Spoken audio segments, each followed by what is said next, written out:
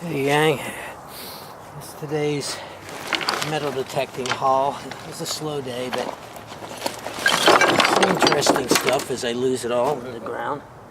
A lot of the stuff is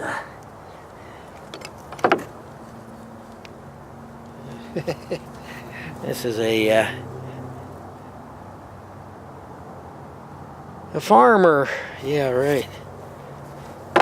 We get tons of spoons. Tons and tons of spoons. Let's see, I got a couple of these you might recognize. These are the, I guess they're the, we call reed plates for harmonicas. Harmonica playing was huge back in the day. Here's one that's a little bit still kind of together. This one's old based on where I found it at. This made the 1800s. This one's more than the 1900s. Another huge piece of brass today. Usually I don't.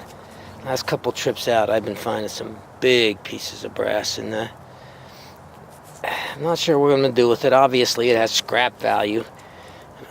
This might even be a couple pounds, but it just seems to me like they're, this is from probably the 1920s, 1930s, maybe earlier. And it'd be fun to make some massive piece of art out of it. But something like this sounds off really well in the detector. And I keep these old bolts from the old days. A few of your anglers will recognize what this is. I find a lot of them. That's the old spool. In fact, I still got a little mono. I don't know if you can see that. Still got a little mono on it there. These are brass. And again, I just am convinced there's something artistic to be done with one of these. It's going to take my creativity. It's going to press my creativity. I got to show you the really odd situation of the day. This is bizarre.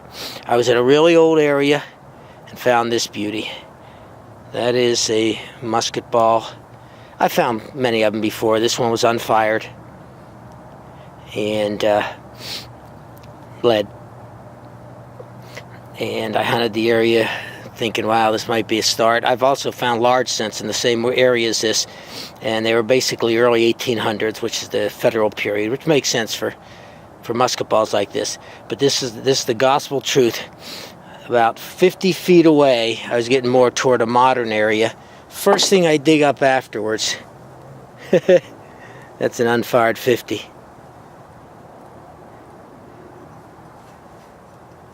I think it's just for show. It looks like the powder might have been taken out of it, but what's the odds of that? Finding a musket ball and then the very next thing, a killer round from many generations later. Bizarre, right? And as I was telling you yesterday, always finding these